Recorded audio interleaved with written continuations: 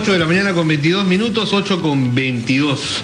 José María, esta semana, además de conocer la triste noticia de la partida, la muerte de Gabriel García Márquez, ese mismo día, más temprano, conocíamos también de la partida, de la muerte de otro artista en otro ámbito, el musical, el Cheo Feliciano. La información completa señalaba que él había salido de noche, se había ido a un casino, pese a que su esposa le había pedido que no lo hiciera, porque al día siguiente tenían ellos compromisos con sus nietos, iban a salir a pasear. El Cheo Feliciano se estrelló luego de haber pasado horas en un casino. Y esta es una situación que ha puesto a muchos a pensar por qué esta decisión es más fuerte que de pronto un compromiso familiar. Por supuesto, todos queremos estar vivos y con nuestros hijos y con nuestros nietos, pero hay adicciones, hay situaciones que lo llevan a uno a situaciones límite y mortales como esta. Para conversar sobre estas adicciones, estos compromisos lúdicos que nos terminan absorbiendo en demasía, está con nosotros el señor Walter Dávila, psicólogo, quien nos acompaña esta mañana. Buenos días, bienvenido. Sí, bienvenido a todos ustedes y gracias por la invitación. ¿Qué tan fuerte es una adicción de este tipo? ¿Se puede controlar? Porque de pronto uno dice, bueno, la adicción a las drogas es algo que no se puede controlar porque ya implica una cuestión física, ¿no? Pero el juego no, se supone que no es una sustancia que entra, pero ¿cómo es que nos domina? Claro, cuando ya hablamos de adicción, tenemos que hablar de una persona que no tiene capacidad para controlar sus impulsos. Es una persona que está dominada ya por esa forma de actuar y de comportamiento en una situación, por ejemplo, del juego, ¿no? Es una persona que, por ejemplo, ha aprendido de manera sistemática, constante y frecuente este tipo de conductas y que genera este tipo de comportamiento. ¿Existe el gen del juego, doctor? Bueno, de mi punto de vista no, porque estos son problemas sociales. Social, ahora uno lo aprende en la sociedad. Pues. Ve usted, dos hermanos gemelos, hijo del mismo padre y la misma padre, reciben la misma educación, reciben la misma alimentación, etcétera. Uno es ludópata y el otro no. Uno es narcodependiente y el otro no. Uno fuma y el otro no fuma. Uno es alcohólico y el otro no es alcohólico. Hay un factor biológico, entonces. Yo pienso que son las predisposiciones sociales y predisposiciones individuales. Lo voy a explicar. Por ejemplo, si yo en mi casa y en la sociedad tiene problemas, por ejemplo, de droga, y yo constantemente veo eso, y puedo entrar también en esa situación. Pero de repente un profesor, un amigo, un compañero me dio otras expectativas y yo seguí las expectativas particulares y no de la sociedad. Entonces, seguramente la otra parte, que es mi hermano, que es mi gemelo, sí siguió las expectativas sociales, pero también hay expectativas personales que tienen que ver con un profesor, con una persona que me oriente y yo siga esas expectativas y no logre lo que hace la sociedad, pues, ¿no? Pero supongamos pero generalmente los casos que llaman la atención es que estudian en el mismo colegio, reciben la misma educación, etcétera. Claro, pero no hay dos psiquismos iguales, pues, porque las experiencias son diferentes, cada uno tiene su forma de representar el mundo. El mapa no es el territorio, cada uno tiene experiencias personales que van marcando un mapa en su cerebro y este mapa nos hace ver la realidad. Por ejemplo, mi mamá me educó de una forma, mi papá también, mis amigos, mis compañeros, la escuela, la sociedad. En mi cerebro he ido formando redes neuronales que me van a ver... Usted lo acaba de decir, redes neuronales. Y eso me permite ver la realidad de acuerdo a lo que está dentro. Pero esas redes neuronales tienen una conformación... tienen neurotransmisores, pero no hay dos redes, con los que nacemos. Excelente, doctor. Pero no hay dos redes neuronales iguales, porque ese es producto de la interacción social. Porque nosotros nacemos con todas las premisas biológicas para ser seres humanos, pero no determina. Lo que determina en el ser humano es la parte social. ¿Y qué tan fuerte es, digamos, precisamente esa condición de adicción? ¿A qué otras cosas podemos ser adictos? Por ejemplo, el juego es una de ellas. Bueno, adicciones hay bastantes. Hay adicción, por ejemplo, a la droga, al alcohol, ¿no es cierto?, a la cocaína. Hay adicciones, por ejemplo... Y de todas es difícil salir, pero, por ejemplo, a esta del juego, ¿qué tan difícil? Claro, es difícil, ¿por qué? Porque el cerebro, como le decía el amigo Chema, forma redes neuronales y crea una dependencia. Pero así como se formó, ¿se puede deshacer esa red? Sí, pues por un tratamiento, porque el cerebro ya ha ido formando. Doctor, ¿cuánto demora el tratamiento? Dependiendo, pero yo utilizo mucho la técnica de PNR contra bien bravo. Porque al final es bien bravo. Y se supone que uno no termina de salir, ¿no es cierto? A veces sale y después de cierto tiempo vuelve. Sí, la recaída. Hoy día domingo, me levanto a las 6 de la mañana. Soy un ludópata, ¿ok? O soy un alcohólico, o soy lo que sea. Y digo, hoy no voy a la casa de juegos, al casino o a lo que sea. Hacia el mediodía me comienzo a sentir mal. A las 6 de la tarde estoy desesperado. Me agrede el síndrome de abstinencia. Y a las 9 de la noche estoy en la casa de juegos. Sí, pues. Y después viene el sentimiento de culpa. Exactamente, y siente un alivio tremendo. Claro. ¿Eso cómo se controla? Por eso decía, la persona tiene que pasar por tratamiento, ¿no? Porque no es fácil que él pueda, porque él ya no puede. Por eso le falta control. Él tiene que hacer terapia, ¿por qué? Porque él ha aprendido a experimentar. Mira, las experiencias en la vida se adquieren mediante dos formas, ¿no? Las experiencias son subjetivas. Por ejemplo, yo en mi vida he aprendido cosas que me han permitido dar a la sociedad y que esto se ha grabado en mi cerebro de una imagen y una forma. Todas las experiencias que se graban en el cerebro tienen una imagen, un sonido, una forma. Si cambiamos la forma, si cambiamos el sonido, si cambiamos la experiencia que se ha grabado en el cerebro, también cambia la persona. Por ejemplo, si yo tuve un trauma, por ejemplo, alguien me asaltó, esa figura se pone en mi cerebro de un tamaño, de una forma, con un sonido de los delincuentes, se me grabó ahí. Entonces, esa forma está inconscientemente en mi cerebro. Si yo en terapia le cambio esas modalidades y le cambio esas submodalidades, entonces la persona también cambia. Por eso que existe actualmente, no sé si has leído, lo que es la programación neurolingüística, que trata de ver cómo cambiamos las submodalidades para que la persona pueda cambiar.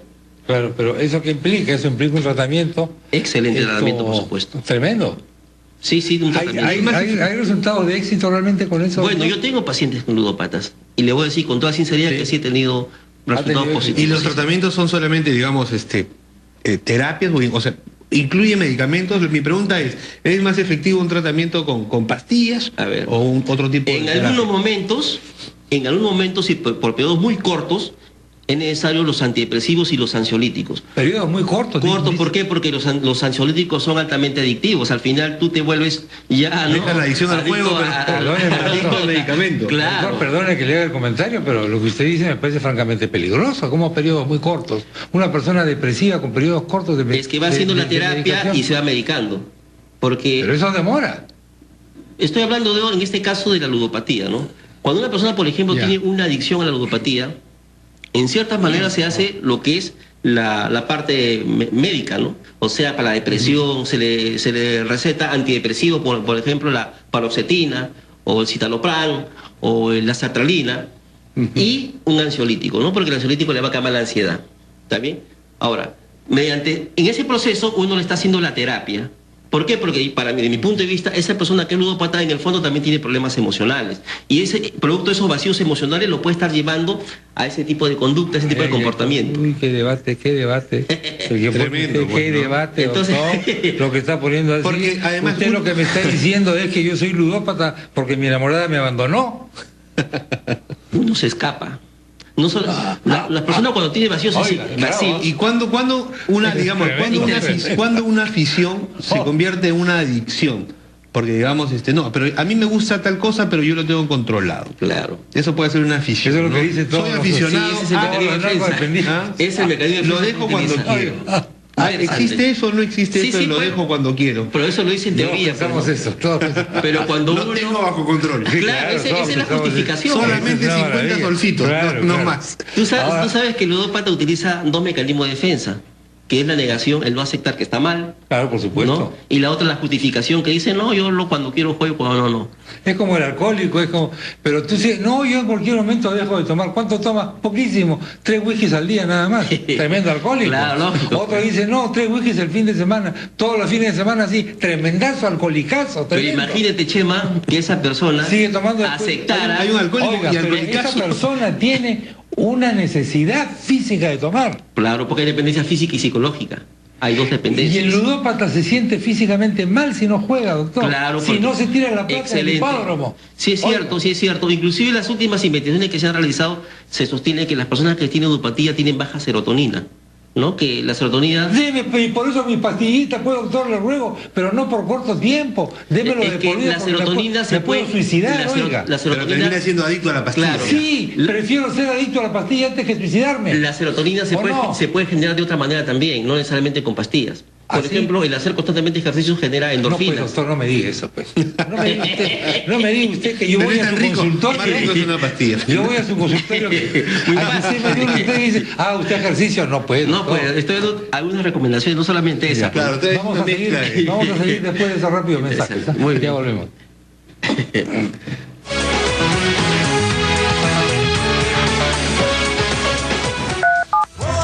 Señoras y señores, esto ha empezado a partir de la noticia sobre cómo muere Cheo Feliciano. Dícese que él se va a una casa de juegos y probablemente tendría una suerte de ludopatía, pero el caso nos sirve como ejemplo para conversar con el psicólogo doctor Walter Dávila.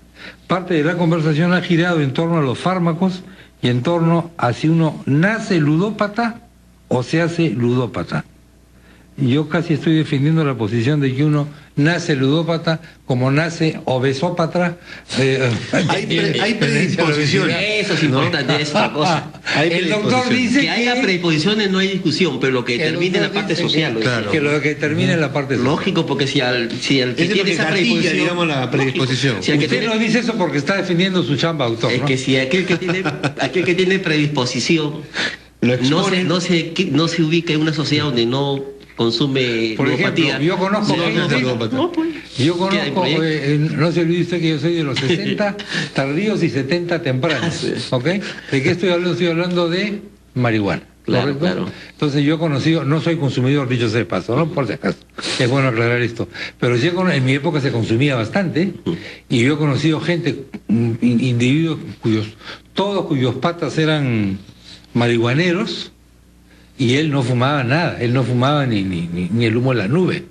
Entonces, ¿la influencia social no le parece un poco relativo? Claro, pero también tiene, como le decía, una influencia personal. Tiene que ver de repente con la educación de sus padres, mamá, cómo lo crió, qué base le dio para que él determine si hacerlo o no hacerlo. A eso es lo que yo digo, hay experiencias sociales y también experiencias personales. No porque la sociedad sea corrupta, implica que yo voy a ser así. De repente yo nací en un barrio donde todos eran delincuentes, todos eran drogos, pero yo soy un profesional sin necesidad de tomar ni fumar. ¿Por qué? Lo cual es muy común. Porque las condiciones sociales estaban creadas para hacerlo yo, pero yo seguí otras expectativas que me posibilitaron que yo crezca emocionalmente y sea un profesional de éxito, ¿no? Supóngase que yo soy un ludópata verdaderamente, en mi familia me dicen ya papá, o ya no sé cuántos, o ya no sé qué, o ya tío, ya no. No, hombre, esto es una cosa que yo, por favor, esto es ridículo. Yo en cualquier momento dejo de jugar y no juego y se acabó. Hasta que me presionan tremendamente y me dicen, anda donde el doctor Walter Dávila. Y me voy donde usted, doctor. Es difícil tratar a ese tipo de personas. ¿Qué le digo? Es difícil porque él viene no porque él quiere, sino por la presión. Sí. Y para empezar un tratamiento de estos tipos, primero la persona tiene que estar predispuesta a querer cambiar. Bravo, ¿no? Y para eso primero, doctor, tiene que reconocer que él es víctima de una adicción. O sea, cierto. La primera etapa, que es la de la negación, si es que no se supera, no hay posibilidad de cura. Pues, no pasa porque él no quiere aceptar que está mal, entonces lo viene presionado. Insisto, doctor. Ahora, yo pregunto ahí. A ver. Disculpa, Ricardo, sí, no, dale. Antes de cambiar de tema. Eso de respetar la voluntad me parece también muy raro. Le cuento por lo siguiente. Supóngase que yo soy un ludópata. No, esto yo lo controlo en cualquier momento. Al primer día vendo el televisor. Después vendo los muebles. Después vendo la cocina. Mi mujer y mis hijos ya están prácticamente en la indigencia total. Tienen que respetar mi voluntad. Y yo, si no reconozco, no puedo ir donde usted, o ellos tienen derecho a agarrarme y amarrarme y ponerme en un... De traerlo puedes traerlo. Psiquiátrico. De traerlo puedes traerlo. A lo que voy es que, ¿cómo voy a hacer cambiar a uno que no quiere? ¿Me entiendes? Él puede estar acá, puede estar en mi consultorio, pero no quiere, pues se va a escuchar. ¿Me entiende? Claro, después esa persona que no quiere está haciendo un daño a la sociedad. Por supuesto, eso ya es otra cosa. A sus familiares, a todo el mundo. Eso no está en discusión. Evidentemente que está haciendo tremendo daño a sus familiares, a la gente que lo quiere afectivamente y que sufre, ¿no? Doctor, insisto en la pregunta, ¿cuál es el límite entre una afición y una adicción? Ya, vamos a explicarlo. Porque a mí me gustan determinadas cosas, ¿no? Hasta las comidas de pronto, ¿no? Hombre, la comida es importantísima. Pero cuando uno se vuelve adicto, cuando eso se configura ya una enfermedad, un cuadro patológico. Por ejemplo, si yo voy a trabajar y me dice vamos al Tragamonedas, y voy al servicio, y yo no tengo esa posibilidad de ir a mi trabajo porque me interesa, jerárquicamente es importante trabajar, y me voy a jugar, entonces ya estoy hablando de una adicción, porque no tengo esa capacidad. No lo puedes controlar. No, pues, si no tengo la capacidad de ver qué es más importante para mí. El ludópata se deja llevar por sus impulsos y... Pero digamos, el juego es una situación como que clara y extrema. El trabajo, hay otras situaciones, claro, si afecta el trabajo, digamos, ya estás perdido. La cosa es brava. Ya claro, estamos de adicción, pues el sujeto, y además está pensando, está en el trabajo, está en su... Ya, supongamos que fue su trabajo. Está trabajando, pero está con imágenes, pensando en otra moneda. ¿Pero qué otro tipo, por ejemplo, de adicciones como la ludopatía existen? Para no hablar ya de las más comunes, que son el alcoholismo y la drogadicción, ¿no? También está pues lo que es está constantemente en el cine, ¿no? El cine también puede ser una adicción. Si todos los días vas al cine también es una adicción. Es que todo lo que es constante, frecuente, todo lo que es frecuente... Eso le iba a preguntar yo, por ejemplo, hay gente aficionada a la música, entonces todo su dinero lo invierte en la música. Adicción. Porque los extremos... Discos. Ya. Es que el adicto... Puede ser eso también, entonces una adicción. Todo lo que sea extremo, constante, repetitivo, es una adicción. Ahora, la pregunta es ¿qué es extremo? Pues te lo pregunto por lo siguiente. La publicidad dice, tomar en exceso es dañino. ¿Qué cosa es el exceso? Claro, que para uno es poco, para otros es mucho. Si yo me meto una copa de pisco, para mí puede ser un exceso, pero para otros puede ser... Apenas un bajativo en la comida. Nada, listo. No o como te dice, no fume, ¿no? O prohibido fumar, ¿no? Prohibido fumar. Fumar es dañino para la salud. Es cierto, ¿no? Entonces no está bien definido eso, pues no es algo ya subjetivo, no es algo personal, pero uno ve pues la frecuencia con que uno asiste a determinado lugar, en determinada situación, y uno se va dando cuenta si es ludópata o no. Pero hay elementos, digamos, que son... o se supone que son claramente nocivos, ¿no? Por ejemplo, las drogas que no están permitidas, ¿no? Hay algunas que dicen que sí, como son el cigarro y el alcohol, digamos, son drogas socialmente permitidas en Occidente, pero hay otras que no. Por ejemplo, la cocaína, la marihuana, por ejemplo, y dicen no, porque eso es exponerte ya directamente a un riesgo mayor.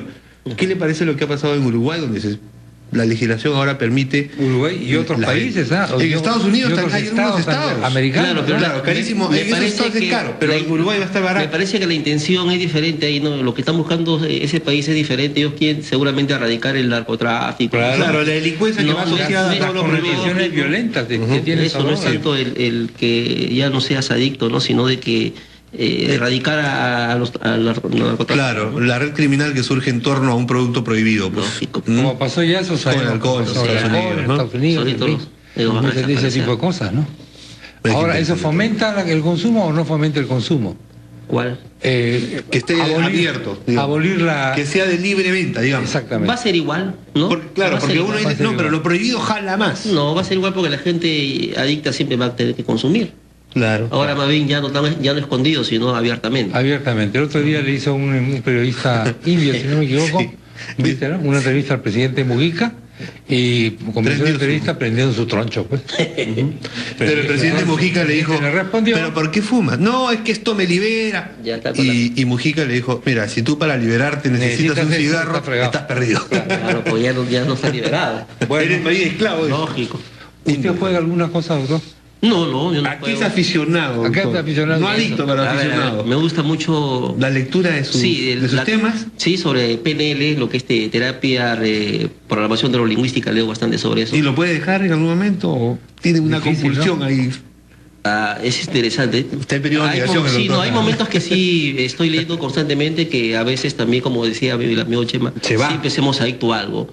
Me paso las horas leyendo. Usted está en su chamba, digamos. Ya. Y yo lo llamo por teléfono y le digo, doctor, acaba de salir en internet lo último sobre programación neurolingüística, que es un señor de Dinamarca. Está en la página web tal, está en WeTransfer, y si no lo baja usted en este momento, usted se va.